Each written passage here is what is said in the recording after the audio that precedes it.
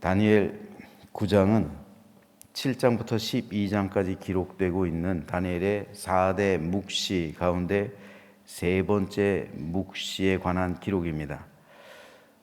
이를 문단으로 나누어 보면 먼저 1절에서 4절 상반절까지는 선민의 포로 기간에 대한 다니엘의 깨달음과 기도 시작을 기록하고 있고요. 4절 하반부부터 19절까지는 선민의 70년 포로 기간을 깨달은 다니엘의 선민을 대표한 회개, 간구, 기도를 기록하고 있습니다. 그리고 20절에서 27절은 다니엘을 향한 가브리엘의 70일의 예언을 묵시로 기록하고 있습니다. 이 가운데 1절에서 3절을 다시 한번 보겠습니다. 메대 족속 아하수에로의 아들 다리오가 갈대아 나라 왕으로 세움을 받던 첫 해, 곧 그 통치 원년, 이때는 주전 539년이에요. 그런데 메대와 바사의 연합 제국이잖아요. 메대 왕이었던 이 다리오가 정권을 잡았죠. 그럼 바사 제국의 왕은 누구였을까요? 고레스예요. 고레스가 2년 후에 이 나라를 바사 제국이 완전히 통일 제국이 되죠. 그럴 수밖에 없는 이유가 원래 실권은 바사 제국이 잡고 있는데 다리오를 고레스가 왕으로 세운 거예요. 양보한 겁니다. 왜요? 고레스와 다리오는 인척 관계예요. 즉 외삼촌이에요. 고레스의 외삼촌이 바로 여기 등장하고 있는 다리오예요. 그리고 외삼촌이자 장인어른이에요. 즉 다리오의 딸, 사촌끼리 결혼을, 그 당시는 사촌끼리 결혼을 하니까, 즉 다리오는 고레스의 장인이자 외삼촌이에요. 그러니까 실권은 고레스가 잡고 있는데 왕을 다리오를 세운 거예요. 그리고 2년 후에 고레스가 실권을 장악하게 됩니다. 그래서 바사 통일 제국을 이루게 돼요. 그런데 이 다리오가 왕이 되던 539년, 주전 539년에 책을 통해 여호와께서 말씀으로 선지자 예레미야에게 알려주신 그 연수를 깨달았다. 이 책이 뭘까요? 예레미야의 글이에요. 예레미야서예요. 그래서 예루살렘의 황폐함이 70년 만에 그치리라는 것을 알게 되었다는 거예요. 그래서 내가 금식하며 베옷을 입고 죄를 덮어쓰고 주 하나님께 기도하며 간구하기를 결심했다는 거예요. 왜요? 70년이 거의 다 됐거든요. 다니엘이 주전 605년에 포로로 끌려오게 되잖아요. 이때 다니엘의 나이 대략 15살. 그런데 예레미야는 이때 왕성하게 이미 활동을 하고 있었죠. 그래서 사실 다니엘보다 예레미야가 한 세대 앞선 선지자예요. 그런데 다니엘은 사실 예레미야를 만나지 못했을 가능성이 높아요. 왜냐하면 그때는 어렸을 때고, 그리고 바벨론으로 끌려왔고, 그래서 바벨론에 글을 보냈는데 사실 왜 이제야 이 글을 읽게 됐는지는 모르겠습니다. 몰랐던 건지 아니면 읽었는데 깨닫지 못했는 건지 그건 정확히는 모르겠습니다만은 어떻든 수십 년이 지난 이후에야 예레미야의 글을 접하게 된 거예요. 아마도 그 이전에는 다니엘이 예레미야의 글을 몰랐을 가능성에 무게를 두고 있습니다. 읽었는데 깨닫지 못했다가 다시 읽었을 때 깨달았을 수도 있어요. 그것도 배제할 수는 없어요. 하지만 정황상 몰랐을 가능성이 높다라고 볼 수가 있어요. 근데 예레미야의 글을 그때서야 접하게 되는 거예요. 그리고 그 글을 읽으면서 포로 기간이 70년이 될 것이라는 예레미야의 그 구절을, 예언을 발견하게 된 거예요. 그러니까 다니엘처럼 총명한 사람이 그걸 한번 읽었다면 그거를 발견하지 못했을 리가 없죠. 그러니까 정황상 아마도 그 글의 존재를 모르고 있다가 수십 년이 지난 후에 어떤 계기로 예레미야의 글을 알게 되고, 그리고 그 글을 읽음으로 말미암아 깨닫게 되었다라고 보는 것이 자연스럽습니다. 그런데 예레미야의 어떤 글을 보고서 70년 만에 돌아오게 될 것이라는 것을 다니엘이 깨닫고 충격을 받았을까요? 바로 예레미야 25장 11절. 이 모든 땅이 폐허가 되어 놀랄 일이 될 것이며 이 민족들은 70년 동안 바벨론의 왕을 섬기리라. 이 말이에요. 그리고 또 한 구절이 나와요. 여호와께서 이와 같이 말씀하시니라. 바벨론에서 70년이 차면 내가 너희를 돌보고 나의 선한 말을 너에게 성취하여 너희를 이곳으로 돌아오게 하리라. 분명히 예레미야를 통해서 하나님의 뜻이 70년이라는 사실을 말씀해 주고 있죠. 그러니까 다니엘이 끌려왔던 때가 605년이니까 70년이면은 70년이 되는 해는 주전 536년이잖아요. 그러니까 다니엘이 이때가 다 됐구나, 이거를 그때서야 깨달은 거예요. 그래서 이 말씀을 붙들고 하나님께 금식하면 나라와 민족을 위한 회개와 중보, 기도를 하나님께 드리기 시작했다는 거예요. 그래서 4절 하반부부터 19절까지 이런 죄, 회개, 그 나라와 민족이 어떻게 하나님께 잘못했는지 그걸 그대로 서술하고 있어요. 이제 그러니 하나님, 우리를 용서하시고 우리를 귀환시켜 주십시오 라고 하나님께 간구하게 된 것입니다. 그런데 여러분, 한 가지 우리가 생각해 볼 게 있어요.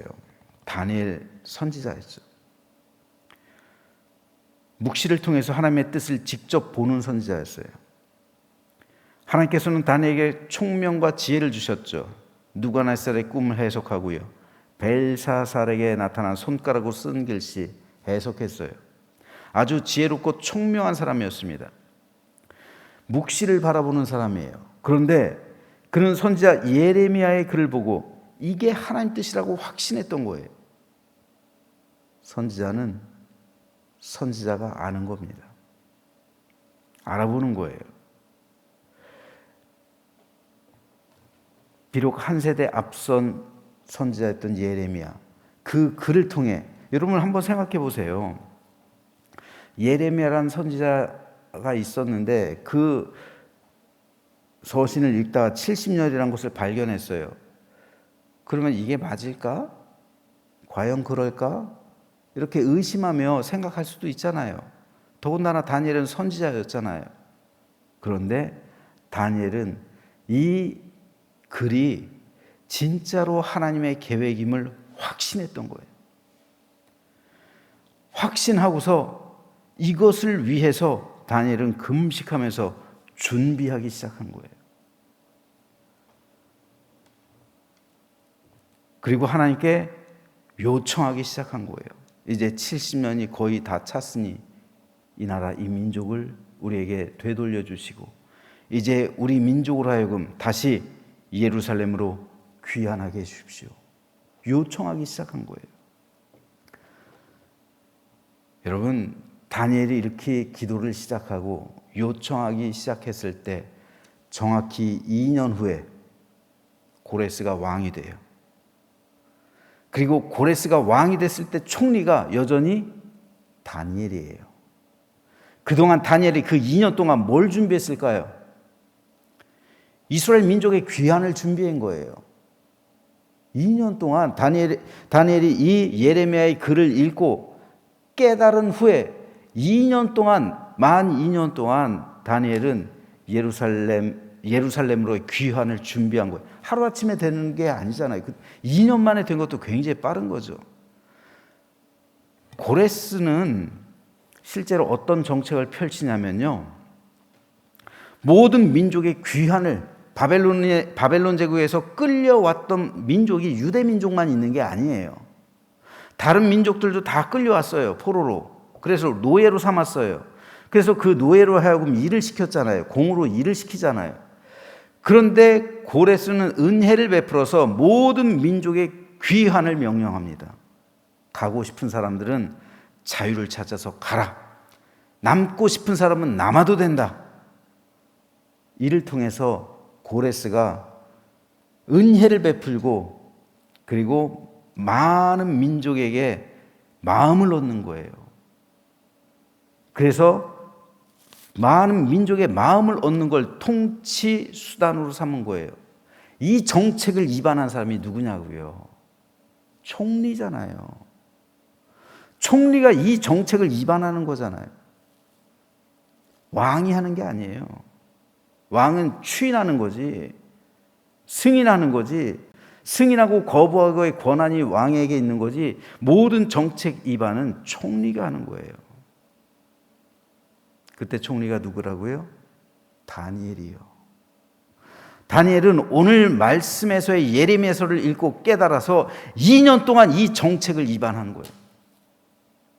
그리고 만 2년이 지난 후에 고레스가 왕이 됐을 때 모든 민족, 유대 민족만 돌려보내면 이상하잖아요. 그러니까 모든 민족의 귀환을 명령합니다. 이 정책을 펴게 돼요. 그로 인해 바하사 제국이 튼튼해져요. 많은 민족의 마음을 얻어요. 바벨론은 힘으로 다스렸는데 바하사 제국은 은혜로 다스린다는 이 민족의 마음을 얻는 그런 정책을 펼치게 되고, 그로 인해 예루살렘으로의 1차 귀환이 이루어지고 있는 거예요. 그 정책을 편 사람이 성경에는 직접 등장하지 않지만 역사적으로는 다니엘이라는 사실을 알 수가 있죠. 자, 그렇다면 우리가 여기서 한번 또 생각해 볼 게 있습니다. 만일 다니엘이 예레미야의 글을 읽지 못했다면, 예레미야서를 읽지 못했다면 어떻게 됐을까? 다니엘이 70년 만에 돌아오게 될 것이라는 이 예레미야의 글을, 예레미야서를 읽지 못했더라면 어떻게 됐을까? 하나님의 섭리라고밖에 설명할 수가 없어요. 이것이 과연 우연일까요? 왜 그때 539년에, 주전 539년에 왜 그때 하필 다니엘은 예레미야의 글을 접하게 됐을까? 모든 것이 다 하나님의 섭리입니다. 그리고 그 글을 보고 다니엘이 회개를 하고, 또한 70년 만에 돌아올 것이라는 이것이 하나님의 뜻이라는 것을 확신하면서 그것을 붙들고 기도했을 때 하나님께서 다니엘에게 명철과 지혜를 주셔서 그 포로 귀한 정책을 입안하게 하시고, 그로 인해 돌아오게 하는 놀라운 기적과 같은 역사가 펼쳐지게 되었습니다. 그러므로 우리가 오늘 이 말씀을 통해서 깨달아야 할 것은, 오늘 우리 역시 동일해요. 우리도 하나님의 뜻을 찾잖아요. 하나님의 뜻을 알길 원하잖아요. 기도 응답을 받길 원하잖아요. 이것을 통해 알 수 있는 것은, 우리가 하나님의 뜻을 알고 우리 길을 찾기 위해서는 반드시 하나님의 말씀을 통해 확증해야 된다라는 겁니다. 말씀을 통해서요. 하나님께서는 이미 성경을 통해서 우리에게 모든 기도의 응답을 주셨어요. 여러분, 우리 기도의 응답은 이 성경에 다 들어있다니까요. 성경에 다 들어있는데 우리가 기도 응답이 되지 않는다라고 말하는 이유가 뭡니까? 성경을 읽지 않으니까 기도 응답이 없는 거예요. 하나님이 이미 성경을 통해서 우리에게 다 기도 응답을 주시고, 성경 말씀을 읽으면서 명철을 주시고 깨달음을 주셔서, 아, 이것이 하나님 뜻이구나 라는 것을 알게 되는데, 우리가 성경을 읽지 않으면 도무지 하나님께 응답을 받지 못하는 거예요. 오히려 성경을 읽지 않은 상태에서 받는 응답은요, 위험할 수가 있어요. 왜요? 그건 주관적인 거니까요. 대선지자였던 다니엘조차 예레미야서라는 그 성경을 통해서 응답을 받고 포로 귀한 정책을 펼치게 된 거예요. 그런데 왜 우리는 기도하는 가운데 성경을 읽지 않을까요? 기도하면서 성경을 읽지 않는 것은 한쪽 날개가 없는 것과 똑같아요. 한 날개로 날아올 수가 없는 겁니다. 그러므로 오늘 우리는 기도하면서 하나님의 응답을 바라신다면 반드시 성경을 읽으시기 바랍니다. 성경 속에 응답이 있어요. 그래서 맥체인 성경 읽기표를 통해서 하루에 필요한 분량을 우리가 읽어야 되는 거예요. 그러면 그 안에 감추어진 하나님의 뜻이 우리 기도에 대한 응답으로 반드시 드러나게 될 줄로 믿으시기 바랍니다. 기도하면서 여러분 성경 읽으세요. 제일 좋은 건 성경을 읽으면서 기도하세요. 성경을 읽으면서 기도하는 것 굉장히 중요합니다. 그냥 성경 읽으세요. 정독하면서 기도하세요. 그 말씀에 담긴 하나님의 뜻대로 내가 살아가게 해달라고. 그리고 기도를 하면서 하나님께서 나에게 뭐라고 말씀하시는지 성경을 통해서 한번 확인해 보십시오. 그러면 하나님의 뜻이 드러나게 되면 확신하게 돼요. 아, 이 말씀이 나를 위해 주시는 말씀이구나. 다니엘처럼 깨닫게 되는 거예요. 그러면 그것이 나를 향한 하나님의 응답이에요. 내 기도에 대한 응답이에요. 그러므로 저는 오늘 저와 여러분이 하나님의 말씀을 묵상하는 가운데 기도의 응답을 받고 크고 풍성하신 하나님의 은혜를 누리며 다니엘처럼 큰 역사를 이루는 복된 삶이 되시기를 주님의 이름으로 부탁드립니다.